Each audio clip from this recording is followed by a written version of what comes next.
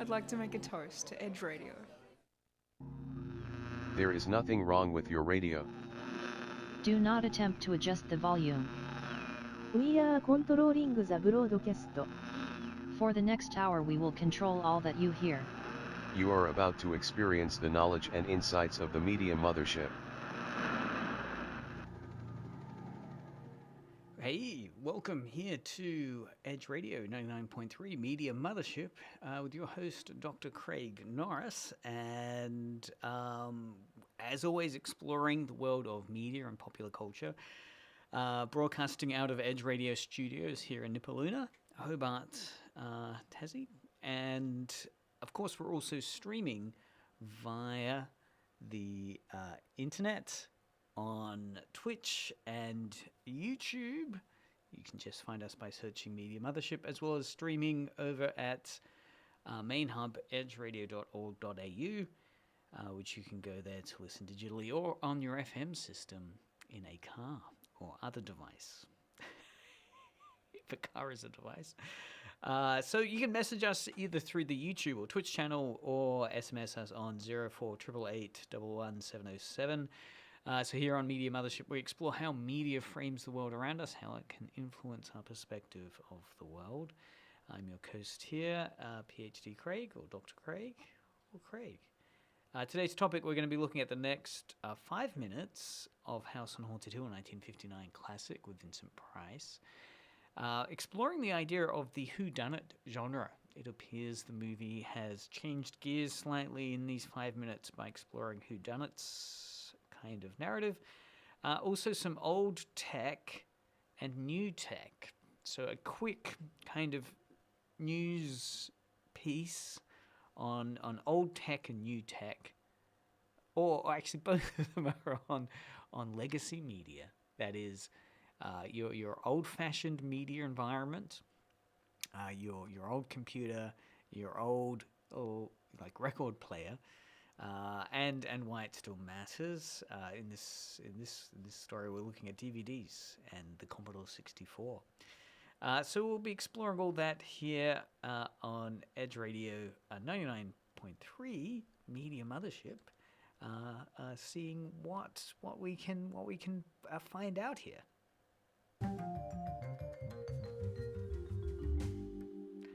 All right, so here we are. Edge Radio 99.3 Media Mothership.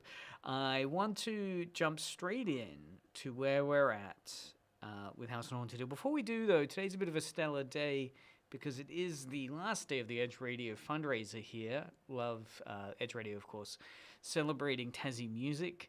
It has been over the last week from last Friday till today, the 18th to 25th. Of course, today we've got the huge fundraising concert event that's happening tonight at 7 o'clock at Alta, 112 Murray Street, Hobart. And performing tonight, we've got All the Weathers, Industrial Monk, Nice House, and Woolworth's Flu Shots. So come along and show your support to help make 2023 another great year and keep supporting Tasmanian voices. You can go to edgeradio.org.au to donate or pick up a ticket for tonight's concert or buy some merch for this great fundraiser we've been doing as we explore, various things around pop culture. So just reading a little more on the fundraiser. So again, it's a great opportunity to support independent media, diversity, the training opportunities that are here, providing an opportunity to represent often underrepresented voices in Tassie. Hopefully with your further funding, it'll make 2023 next year a great year here for Edge Radio. We will be able to continue providing unique voices and training members of the community up to broadcast out across the Tassie airwaves, or set up. I know we do other training avenues like podcasting and other spaces. So definitely worth supporting. Again, do check out edgeradio.org.au to donate or find out more. But as I mentioned, House on Haunted Hill 1959, I just want to set up where we came from the last 5 minutes, which was the death of a character, the first death that we've had. The wife has now died, Mrs. Lauren. So everyone now, except for Nora, is collected in the lounge room. And what I want to do is play the first couple of minutes, and then I want to unpack what the genre is that they're setting up now in House on Haunted Hill. I'm not afraid of your ghosts, Pritchard. But I am afraid. When we came here a few hours ago, the only thing we had in common was the $10,000 we'd get. Now, however, we share something else. The death of Mrs. Lauren. So far tonight, one of us was almost killed by a falling chandelier. One of us was mysteriously slugged. One of us has been driven to the brink of absolute hysteria. And one of us is dead. Were these accidents? Suicide? And we must stay here for 6 more hours. 6 hours? 6 of us. Time enough. All right, yeah, so just pausing there. So they're, again, setting up mystery. So we can see a lot of the questions being posed here, that so far the people collected here have been assaulted, or at least there's been the threat of life through a falling chandelier, and one of the characters have died. And what's going on? So the Doctor's very kind of focused on this idea of what's occurring here, how's it happening. Let's explore the next few seconds to see where he directs that question. Who will be next? How will it happen? Let me ask you a question, Doctor. You were the first one to see my wife there. Did you also see anything that she could have climbed up on and then jumped? No. Did any of you? So the idea here being that he's kind of, as we set up in the last one, that he knows he might be the villain. He knows he might be the person that was responsible for the death of his wife. Let's see how he tries to deflect it. Pulled herself up there. She couldn't have dropped from the ceiling. Do you think your wife killed herself? No. She was murdered. Dun, dun, dun. So here we have the setup now of what I think is pretty much in the last act of the film. 52 minutes in, we've got about 25 minutes left of the film to watch. And there we go. Vincent Price has laid down on the line that his wife has been murdered by someone. So we've finally hit this kind of shifting gears from a ghost story, spooky house, to a whodunit. Let's hear what Vincent Price's character, Frederick Lauren, has to say about that. By one of you.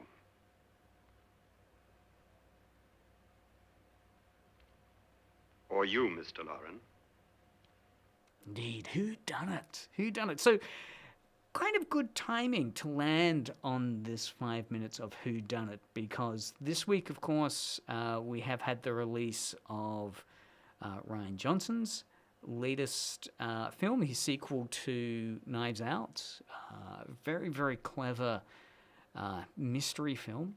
Well, suspense film mystery. And this is one of the things that I found so interesting about trying to look at what the whodunit structure is. Rian Johnson's sequel to Knives Out, Glass Onion, a Knives Out mystery, is currently out. So it's worth diving a little bit in to how you set up a kind of whodunit. Who murdered someone in a film? Which of the characters is the murderer? So in Rian Johnson's Knives Out, it's a really interesting film to watch. If you haven't seen it, do check it out. I won't give away any spoilers. But it does have at its crux this really interesting segue back and forth between, we think we know who the murderer is, but is there a twist? All right, so there's a nice little piece that Rian Johnson did about how he wrote Knives Out, and a little bit of writing advice. And he sets it up. I just want to play the first few minutes of it, or the few seconds of it, as he sets up this idea of, as we're hearing about in House on Haunted Hill, how do you write a whodunit, right? And what are the pitfalls of a whodunit? Do you want to make it a more suspense-filled one where everyone knows who done it at the start, and it's the suspense of the of when they're finally going to be found out, or is it a mystery? We don't know who did it. But let's hear how Rian Johnson sets it up. This is from the YouTube channel Behind the Curtain, and it's a short piece about script writing here. Again, from Rian Johnson, who wrote and directed Knives Out back in 2019, talking about how he approached writing that film and what his idea of mystery versus suspense is. Well, as I started thinking about the genre, I mean, it's interesting. Hitchcock hated whodunits, famously, and his whole thing about whodunits was it's a big build-up to one big surprise at the end, which was a very cheap coin for him, narratively. And that's why he was all about suspense. He's like, give them the information early and make them lean forward in their chair. And I love whodunits, and I fundamentally agree with Hitchcock. So my idea approaching this was to kind of put the engine of a Hitchcock thriller in the middle of a whodunit. So hopefully we get all the great stuff we still love about whodunits. We get the questioning, we get kind of the old mansion and the eccentric family, all the suspects, and we get the great scene at the end where the detective does the denouement in the library and lays it all out. But in the middle of it, we kind of have this more suspense-driven Hitchcock thriller story that centers on Anna de Armas's character. And so with this... Actually, let's listen. That got me kind of interested to hear what Alfred Hitchcock had to say about mystery or kind of suspense. So I was able to track down the original interview, or one of the original interviews that Hitchcock gave about what the difference is between mystery and suspense. And those that have been listening previous episodes will know 2 episodes back, we did talk about Hitchcock's theory of suspense, which is the classic bomb under the table in a cafe one, where you could tell that story in 2 different ways. One, with the audience not knowing there's a bomb under the table and it just explodes, and there's a shock that occurs there. Could be a kind of jump scare shock, or you could do you kind of lead up that tension with a suspenseful jump scare, where the audience knows at the start of the film, or before the bomb goes up, the audience knows there's a bomb under the table, and the suspense is keeping that the audience on their edge of their seats, waiting for it to explode as the story develops around the cafe and people in the cafe. This is slightly different. This is him again talking about mystery versus suspense in terms of the whodunit genre. That is, the murderer and who is the murderer. So let's listen to directly what Alfred Hitchcock was saying about the difference of mystery and suspense when it comes to doing a whodunit story. You see many films, there's a great confusion, especially in my particular genre of work. There's a great confusion between the words mystery and suspense. And the 2 things are absolutely miles apart. You see, mystery is an intellectual process, like in a whodunit. But suspense is essentially an emotional process.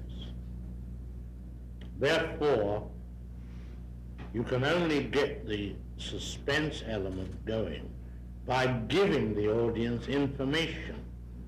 And I dare say you've seen many films which have mysterious goings on. You don't know what's going, why the man is doing this, why that, and you're about a third of the way through the film before you realize what it's all about. And to me, that's completely wasted footage, because there's no emotion to it. So, in your own terms, have you ever made a mystery? No. Not basically to say this is a mystery,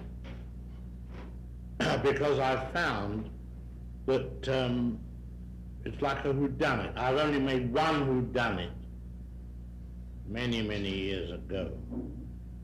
Because in the course, before you arrive at that 5-second revelation, there's no emotion from an audience. When you're reading a book, you're terribly tempted to turn to the last page all the time. But that's merely an emotion of curiosity. So it is interesting, again, Hitchcock laying out his dislike of the whodunit mystery in terms of he doesn't feel that it's really going to elevate an audience's emotional state. And Hitchcock, of course, really wanting to focus on emotions with his film, really wanting to squeeze out and maximize as highly as possible the emotional intensity, which is why he prefers a suspense moment where you know the murderer or you know the danger which is there, and it's about the kind of resolution, the kind of explosiveness of that moment as you're kept on the edge of your seat. So what's interesting watching House on Haunted Hill is they're setting up again this idea of the whodunit, where now everyone's collected in that room. We've had a murder, and now everyone is accusing each other of being the murderer. No one knows if one of them is the murderer. They suspect one of them is the murderer. They don't know who it is. So Hitchcock is saying that at that point, the audience might be thinking kind of intellectually, right? Not emotionally invested. It's like, wow, yes, I wonder who it is. And it'll be interesting to see how House on Haunted Hill resolves that, if it is a twist that it's heading towards as we're trying to, decipher the red herrings. Obviously, Vincent Price's character is set up as the one we suspect is the murderer, but we've already seen a lot of kind of narrative around Vincent Price deflecting that, saying that, obviously, yes, as the husband, maybe he would be considered it. And in fact, let's listen to that scene now as Vincent Price tries to deflect why he's not the murderer. Again, trying to keep this moment, this scene, as a mystery scene. To deliberately kill someone, you must have a reason. We were all strangers to your wife. Only you had a motive for murder.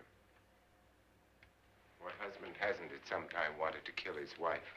1959! We've come a long way, I think. Anyway, I'm sorry, I wanted to pause that because, Vincent Price, do listen to this. It's a wonderful, gosh, it's a diabolical little banality of, I guess, 1959 patriarchal heteronormative dialogue, misogyny towards what, at least in 1959, is envisaged as the relationship between a husband and wife. So let's hear how Vincent Price deflects him as the husband, of course, having motive for killing his wife. What husband hasn't at some time wanted to kill his wife? What husband hasn't had 1,000 opportunities to do it in such a way so that he'd never be suspected? I'm not such a fool as to hang my wife from a ceiling by a rope. The fact remains that you, or one of us, murdered Mrs. Lauren. And that's a matter for the police. So...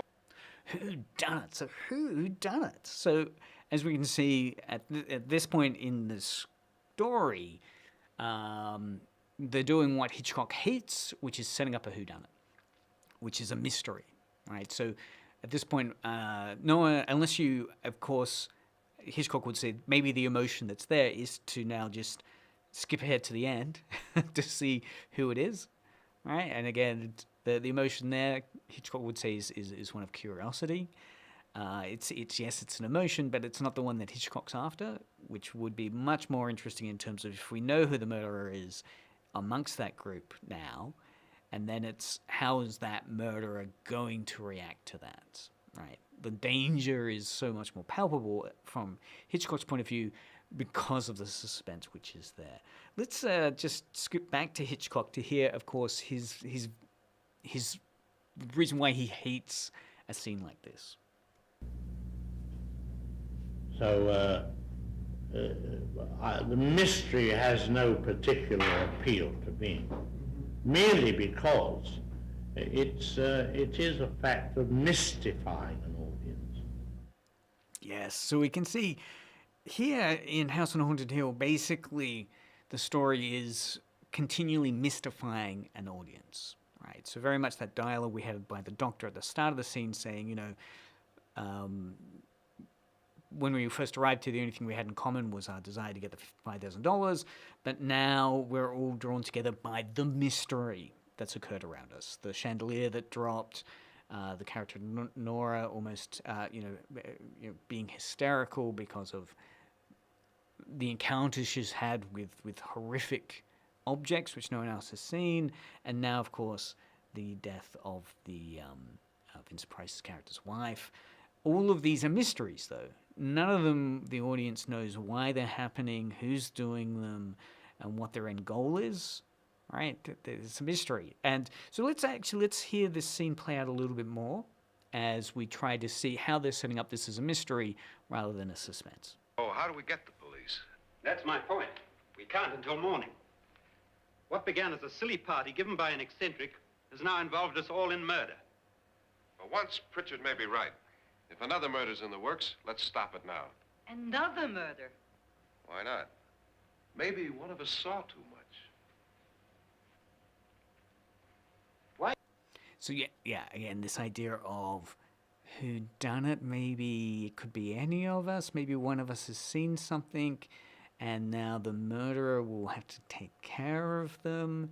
So again, really raising this idea of it could be any of us.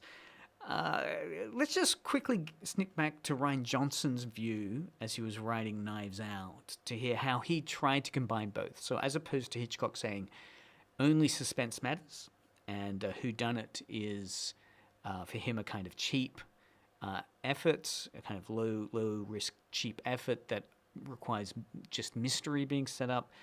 Johnson is trying to set up both at the same time. The idea that at the start of the film, we think we know who the murderer is, or we see the murderer, but then that's obfuscated, or kind of there are questions raised around that where maybe we don't know who did it.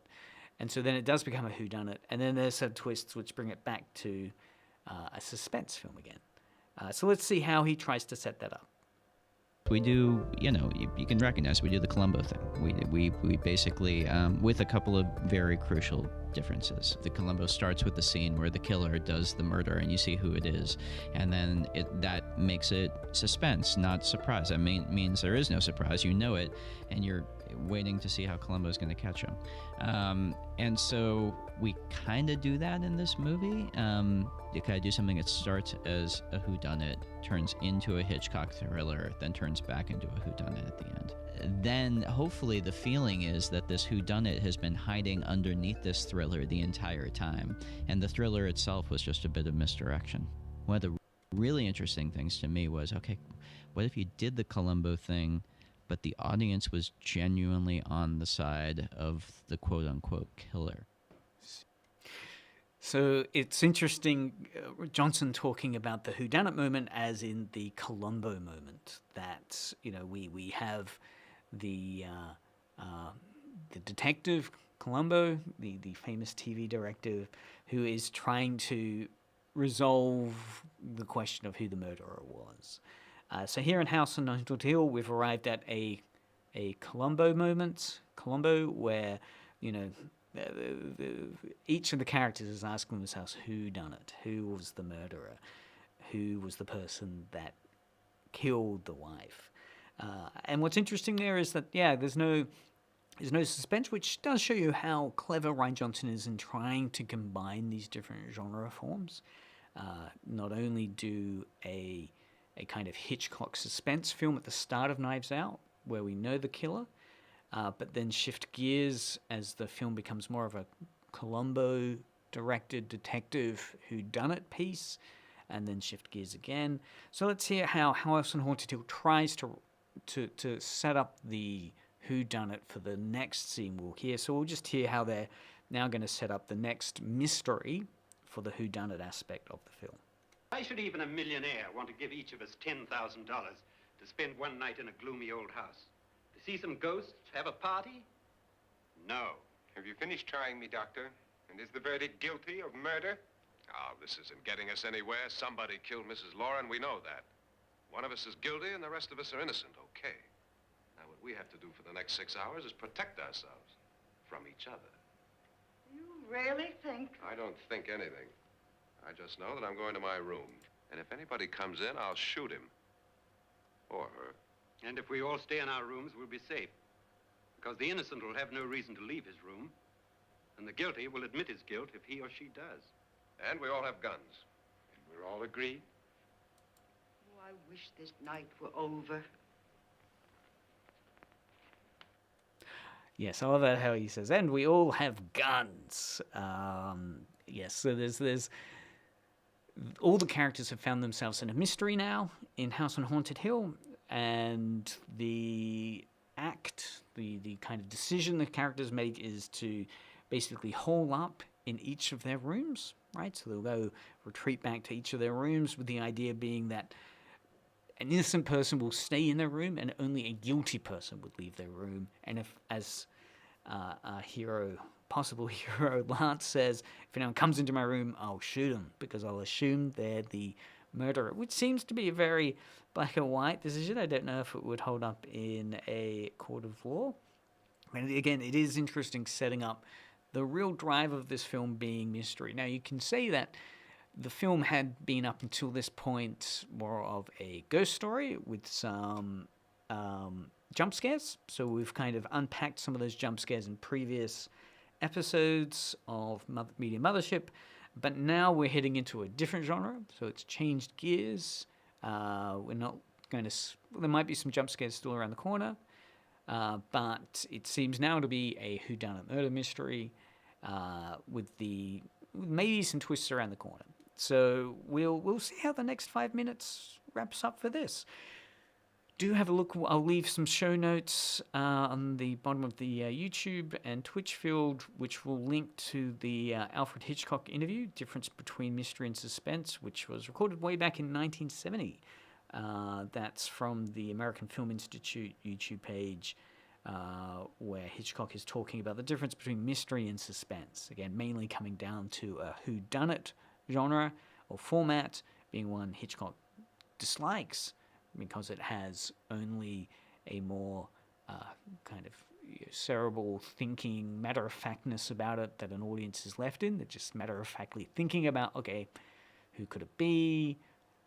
Whereas Hitchcock's main interest is to heighten the emotional state of your audience member, which is why he prefers suspense, when you already know who the murderer is, and the real pleasure, I guess, of watching that film is how the murderer reacts to those scenes and how you're afraid for the other characters around who you know the murderer is. So again, we'll see how that goes. It's worth thinking, again, if you like this type of whodunit space, Rian Johnson's new film, Glass Onion and Knives Out Mysteries, is just released. So it's worth checking out. I'll certainly be watching it. And probably give a review on this show as to what it's like. I quite enjoyed the first one. But that was the next 5 minutes, minute 50 to 55 of House on Haunted Hill 1959, starring Vincent Price. Alright. Here we are on Media Mothership on Edge Radio 99.3 FM. Don't forget, today's the last day for the Edge Radio fundraiser. Do go to edgeradio.org.au to donate and find out more. Tonight, of course, we have the great gig lined up at 7 p.m. at Altar, where we've got All the Weathers, Industrial Monk, Nice House, and Woolworths Flu Shots performing. So do come along and show your support for Edge Radio and help make next year, 2023, another great year for us, and help us keep supporting Tasmanian voices. So I want to quickly go over a little bit of news. Two news stories caught my interest. And they're both about how the current kind of digital environment we're in maybe needs a little bit of analog as well. So the first one I'll read is from Review Geek, talking about you should still buy Blu-rays and DVDs. Here's why. Now, this article is less of a kind of sales pitch for buying more stuff. It's more of an interesting discussion on how the digitization of media that is moving it from an analog physical property, like a record or a CD or a DVD or a Blu-ray, to a digital form, zeros and ones, that you can watch on streaming or purchase a copy on like iTunes or some other service provider, has kind of risks entailed with it in terms of your on-demandness of that media if you want to watch it all the time. So this article talks about 4 key reasons, and I just quickly want to go through them because they're quite interesting. The first one is the price of all streaming services is outrageous. And I guess it's, particularly when they're combined.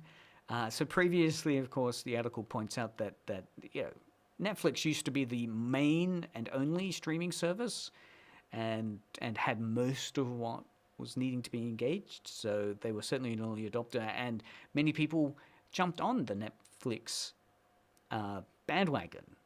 But as we all know now, shortly after that,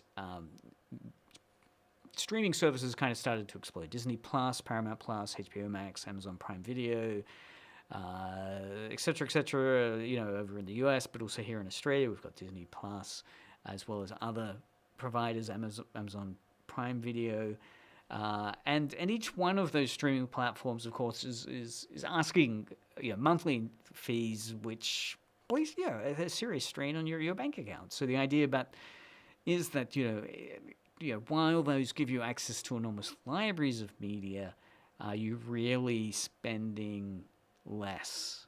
Are you in fact spending more on engaging with media than you would by just buying a DVD? Is a question they ask. And again, I would certainly not encourage you to do one or the other. It's not kind of shopping advice. But like anything, it's worth looking at the budgeting of it in terms of what you can afford. Next one they say is that Blu-ray looks better than Netflix.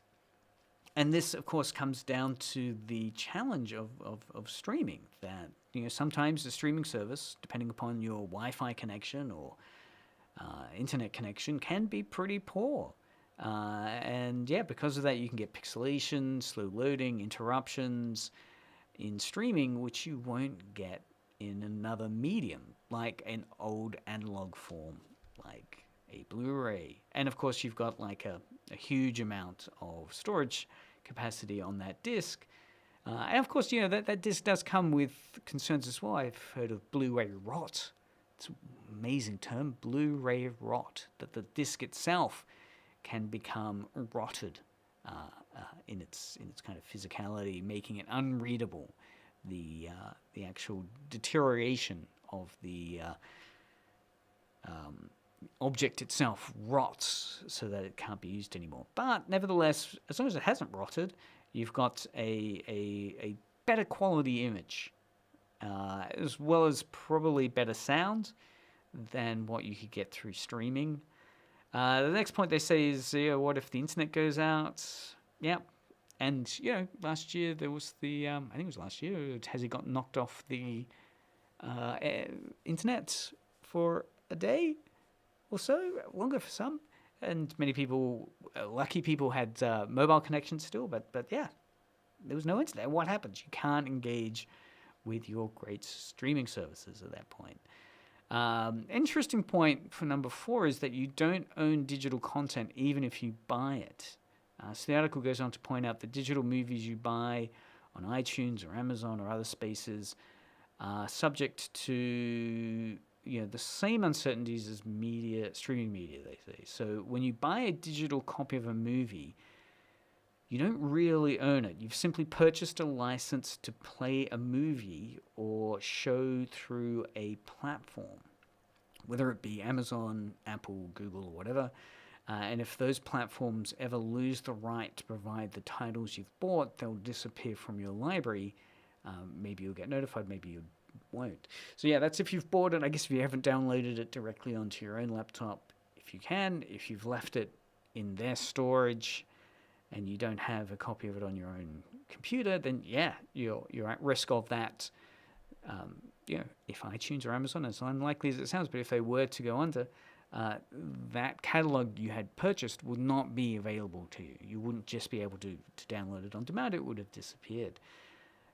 So yeah, it can happen. There have been cases of it happening. I know, buying DVDs way back, you used to be able to get a digital copy of it as well. Some DVDs would say, download from this station, from this URL, a digital copy of it, as well as the one you've bought. That service has disappeared, or at least it got transferred to another space. And if you didn't update your account, you've lost it and you can't access it. So yeah, it certainly has happened. They do raise some other points. One is that you never know when your shows will go away from a platform. So yeah, those shows aren't on there forever and they can be taken off without warning.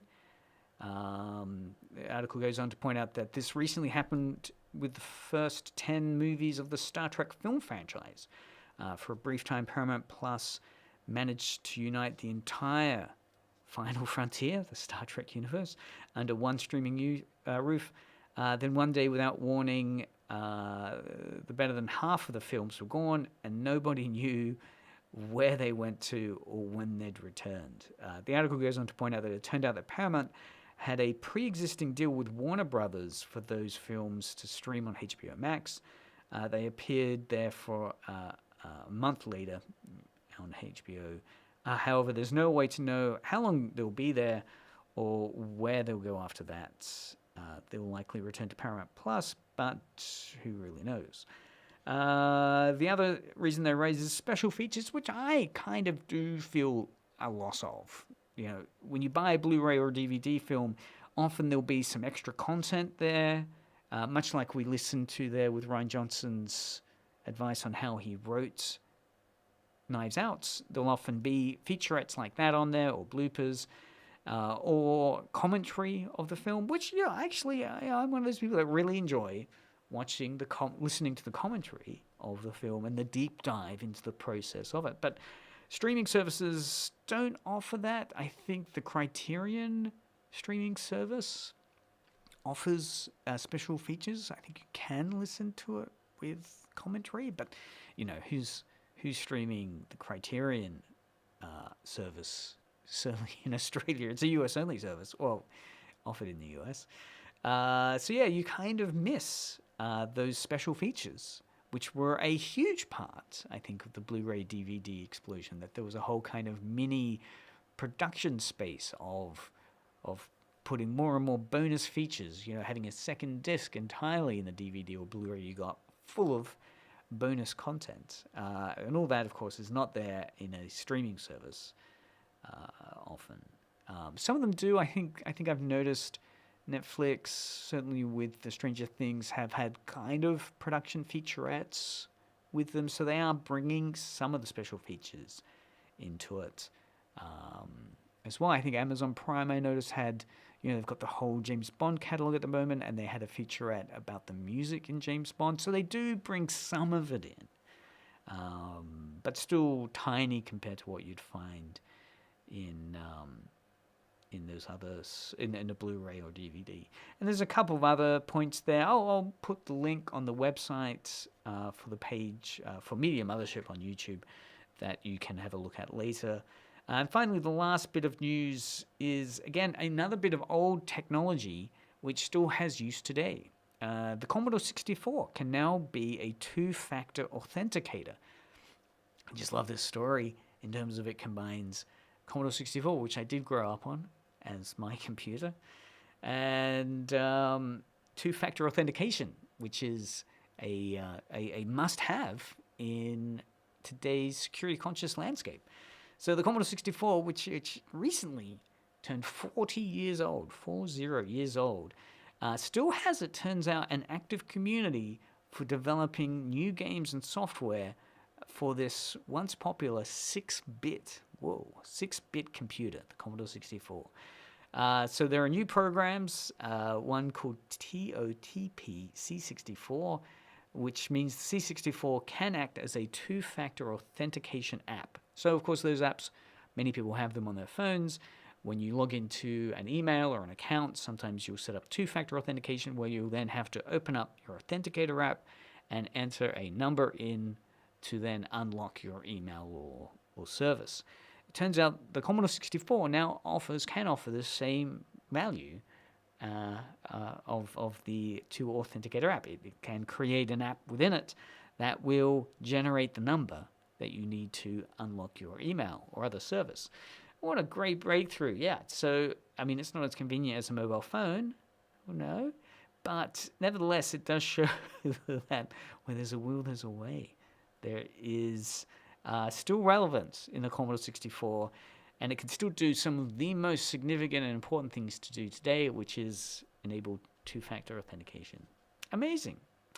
Well, look, I am so keen to get ready for the 7 p.m.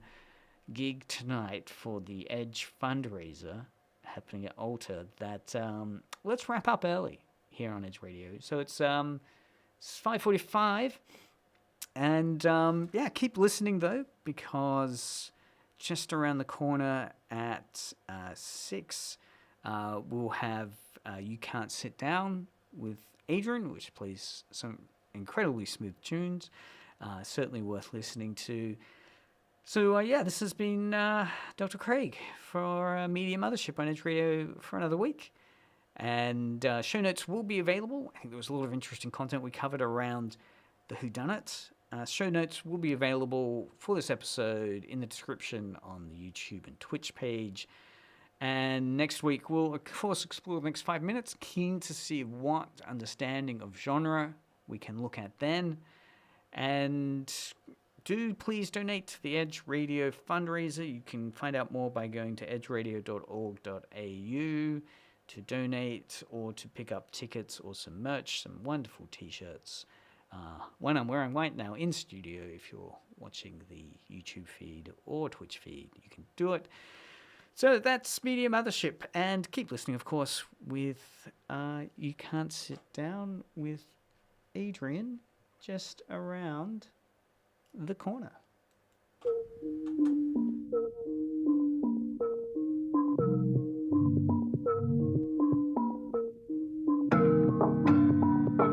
Don't make me say it twice. Something I did give, but it's